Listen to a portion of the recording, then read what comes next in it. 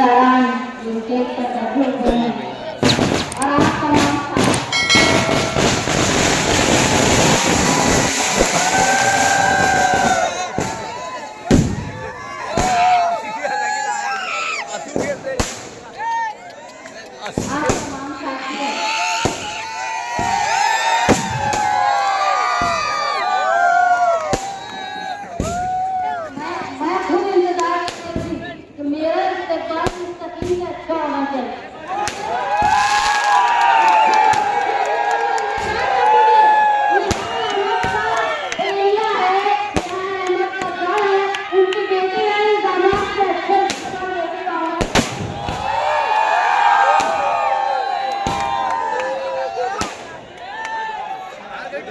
साथियों, यहाँ आज मीटिंग सबसे पहले यहाँ आकर मीटिंग है तो इलाके के यहाँ साहब के पुराने साथियों जो अभी दुनिया में नहीं रहे, नैया हेलाल क्लब के जिम्मेदारान उनको उनके लिए इजहार मोहब्बत और उनके लिए ताज़ियत ये सब के साथ ये मीटिंग शुरू नहीं हो सकती, चाहे वो रब्बानी चचा हो, शमसू चचा हो, करीम टेलर हो, काजी पहलवान हो, निहाल लुंगी वाले हो, साजिद शाह साहब, इन सब के नाम के बगैर नया इस्लामपुरा निहाल अहमद साहब का नाम अधूरा।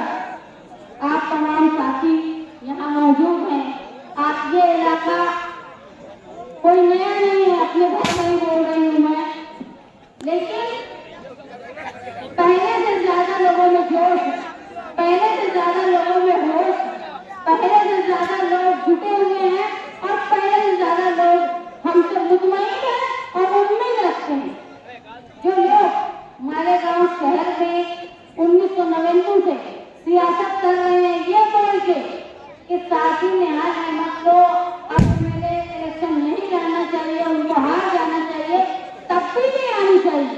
तब्दीली ये आई कि पहले लोग निहाल साहब से ये उम्मीद करते थे कि निहाल साहब नए कॉलेज लाएंगे, निहाल साहब कोई बड़ा कॉम्प्लेक्स लाएंगे, निहाल साहब कोई बड़ा मार्केट लाएंगे, लेकिन साथी निहाल साहब के इलेक्शन हार जाने के बाद तुम वही परेशान हो, रोड गटर और पानी गंदा आता कहाँ से आए, वो गंदा पानी जाएगा कहाँ, नल के लिए परेशान।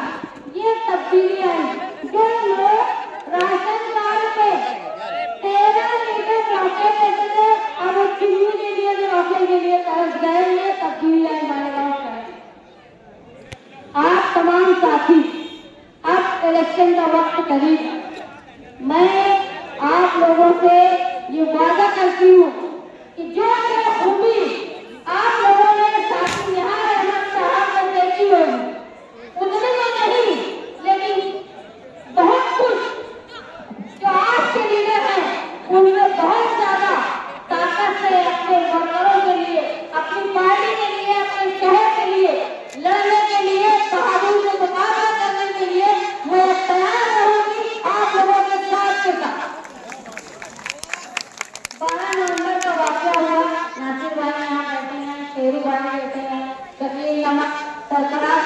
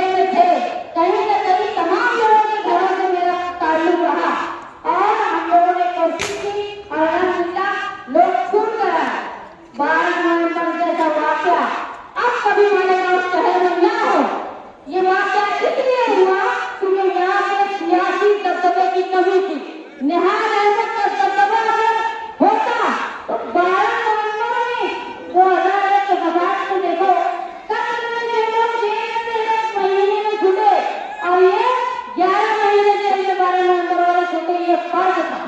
कुछ लोग ऐसे थे जो ये बोला करते थे मुस्तकीम लोग इन्हें इलेक्शन तक नहीं छूटे, लेकिन जिसको अल्लाह रखे उसको कौन सकते।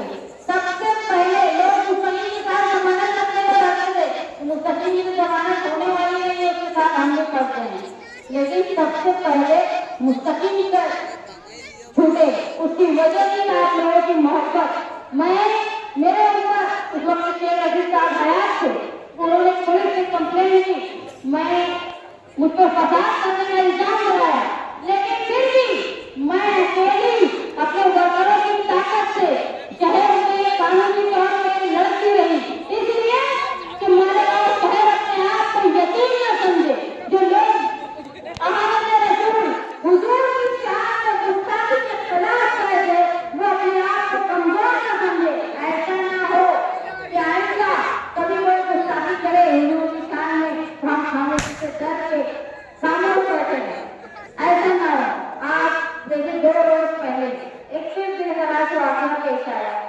एक महंत ने हुजूर पाक सल्लल्लाहु अलैहि वसल्लम की शान में गुस्ताखी की, और आज आप देखेंगे आज वही महंत का प्रोग्राम हुआ जहां महाराष्ट्र का मुख्यमंत्री शिंदे, एकनाथ शिंदे उसके साथ बैठ के फोटो खिंचा रहा था। कौन शिंदे? वही शिंदे जो मुफ्ती साहब से बहुत मोहब्बत करता है। मुफ्ती साहब बोलते थे ना, मुफ्ती शिंदे बहुत मोहब्बत करते थे, ये जाके बोले अपने मोहब्बत करने वाले को कि ये हम पूरी उम्मत जिससे मोहब्बत करती है उसके ये खिलाफ बोलते हैं, तो ये भी जाकर पूछे, लेकिन कभी नहीं निकलेगा मुंह से। दूसरे शेख आसिफ साहब, इनके घर के लोगों को फायरिंग में फंसे, 12 नवंबर में ये कभी नहीं गए लोगों के पाँव पड़ने, दूसरे मामला के घर की यात्रा में कभी नहीं गए। अरे जब हमारे ऊपर इल्जाम आया लैंड जिहाद का, जब भी ये नहीं गए, लेकिन जो अपने घर के लोग फंसे तो ये चले गए अजीत पवार के पास। और अजीत पवार किसके साथ है? बीजेपी के साथ है। ये बहरहाल ये दोनों लीडर बीजेपी के साथ मिले हुए हैं।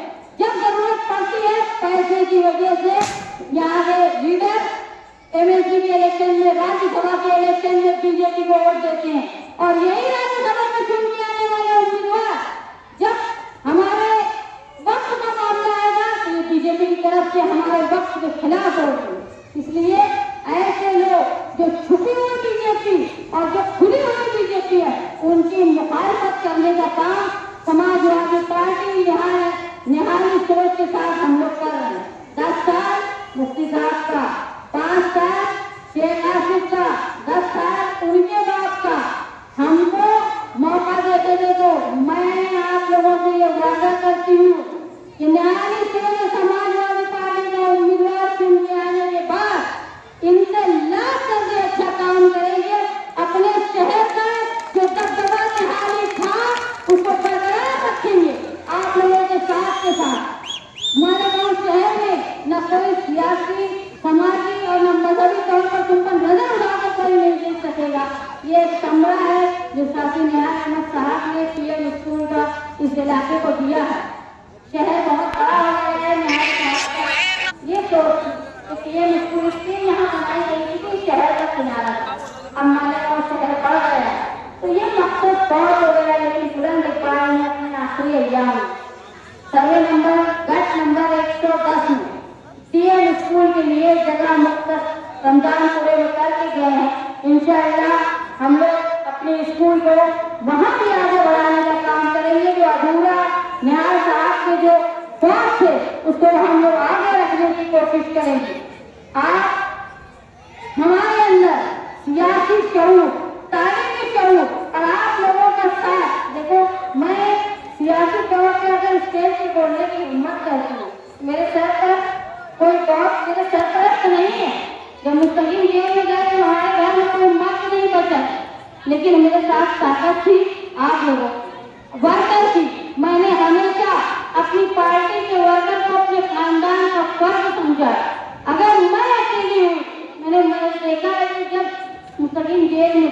लोग इधर उधर भागते फिर रहे थे, तब भी निहाली वर्कर फोन करके बोलते थे कि कोई तकलीफ आई तो हम लोग है भाई, अकेला मत समझना। अरे इतनी मोहब्बत आज साथी निहाल अहमद के अलावा हमारे शहर में मुझे नहीं लगता किसी को किया।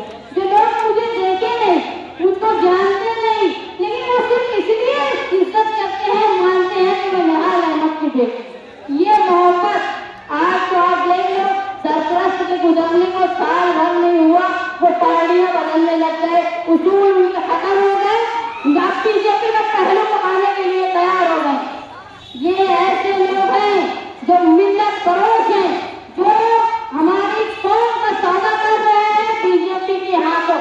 अगर हम एक दिखी हुई जो लोग जो शिंदे से मोहब्बत करते हैं और जो अजीत पवार से मोहब्बत करते हैं, उनसे बदला लेने का वक्त ये इलेक्शन है।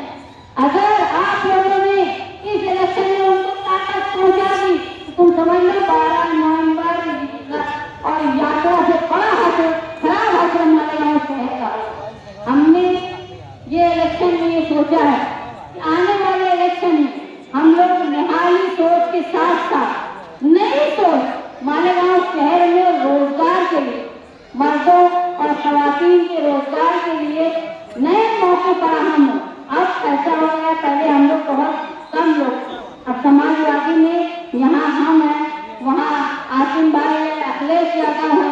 अखिलेश यादव वो है कि जब वो बोलते हैं तो मुझे लगता है राहुल गांधी भी इतना अच्छा नहीं बोल सकते जितना अच्छा वो बोलते हैं ऐवान, और जितना उनको कहूँ तो यहाँ से लेकर बम्बई, बम्बई से लेकर दिल्ली तक, लखनऊ तक हमारे पास टीम है जो मालेगांव शहर में साथी निहाल अहमद साहब सोचा करते थे कि लोगों को रोजगार मिले। वो काम बच्चों में तालीम, देखो सबसे बड़ी जरूरत है तालीम। अगर तुम तालीम नहीं हासिल करोगे, तुम अपने बच्चों को तालीम नहीं दिला पाओगे ना, तुम तुम्हारा हक हासिल करने की तुमको समझ नहीं रहे। इस्लाही सियासत के नाम से जो लोग मालेगांव शहर में आए थे, मैं देख रही हूँ उनके आने के बाद से सियासी गवाह आया है। मालेगांव शहर में गुनहगारी बढ़ गई है। मालेगांव शहर में सट्टा, जुआ और नशे की चीजें उस वक्त से बढ़ गई है जब से इस्लाही सियासत का नारा लगा। ये मान लो कि एक पार्टी जो है वो गुनहगारों को बढ़ाती है और दूसरी पार्टी इनको रोक नहीं पाती। तो ये बात तुम लोग सियासी लोग ही इनको रोक सकते हैं। जैसे साथी निहाल अहमद साहब ने भीमा मोदी को ठिकाने लगाया था, जैसे साथी निहाल अहमद साहब ने जॉन पोप जो मुसलमान लोगों क्रिश्चियन का था मनमाना में उनको ठिकाने लगाया था। ये करने का काम सियासी सोच के साथ तुम लोग ही कर सकते। मालेगांव शहर में आगरा रोड के मशीनरी शुमारी इलाके के लोगों को डराया और धमकाया जाता है। मैं इस स्टेज से ये ऐलान करती हूँ कि अगर हमारे वर्करों पर किसी तरह की आंच नहीं आई तो निहाली अंदाज में हम उनको छठी का चूड़ याद दिलाने नहीं, ये याद रखना। चाहे वो पहले कांग्रेसी हो, आज के अजीत पवारी हो, चाहे शिंदे से प्यार करने वाले हो, उनकी तो कोई हिम्मत ही नहीं है। लेकिन ये याद रखना, जुल्म के खिलाफ आवाज जैसे